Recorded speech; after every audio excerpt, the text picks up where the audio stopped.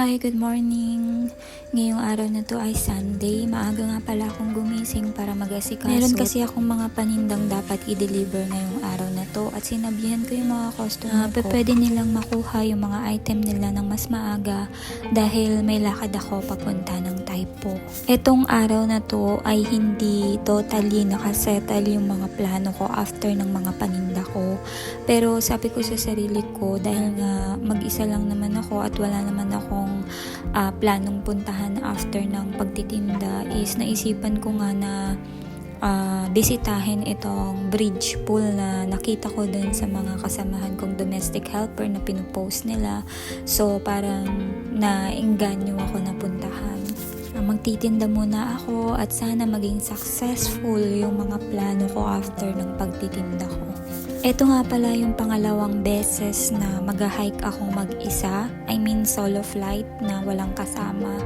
At saka ito rin yung pangalawang beses na naisipan kong gawin to ng biglaan. So sana maging maayos at hindi delikado para sa akin dahil nga mag-isa akong aalis.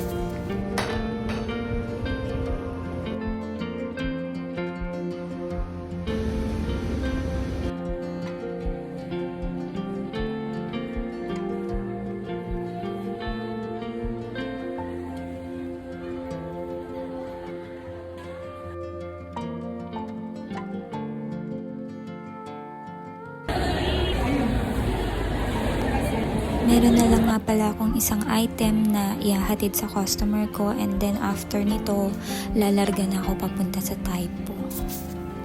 Ito nga at natapos ko na yung aking mga delivery kaya ito papunta na ako at pasakay dun sa terminal kung saan papunta sa Taipo. Medyo kinakabahan ako kasi hindi ko alam kung safe ba yung pupuntahan ko. Pero sabi naman ng mga kasamahan kong domestic helper na nagpupunta na doon ay safe naman daw at hindi delikado.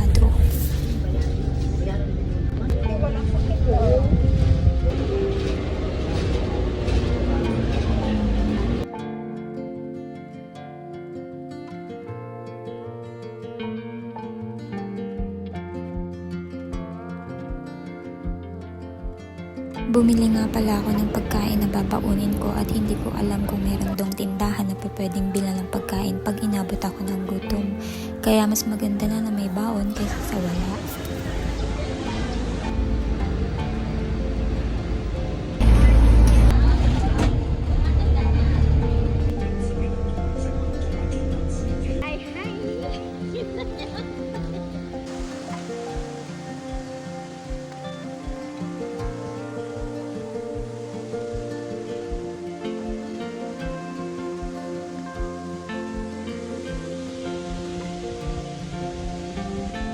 Ako lang mag-isa. Wala kang kasama. See? As in, wala kang kasama. Nakatakot. Sana okay lang dito. May dala akong pagkain. Dito ako kumakain.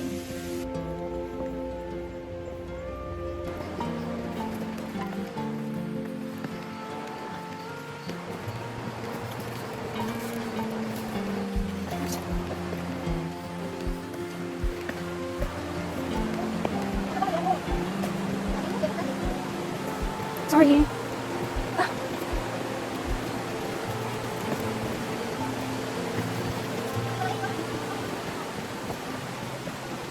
Oops. Hindi na makatakot siya. Sige.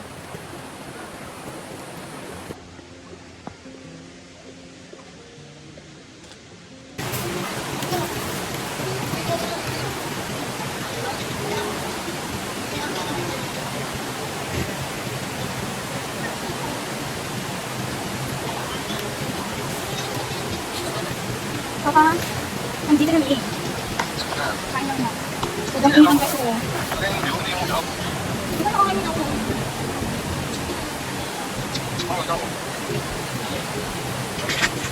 Ano? Check ko lang. Ang bakit? Right mo. Ano ba eh? Ano alam mo? Ito yung patakin mo.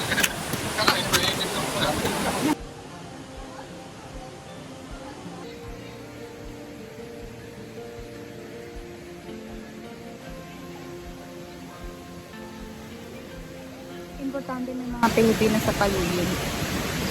Kasi pag may Pilipina, ibig sabihin, makakauwi ako.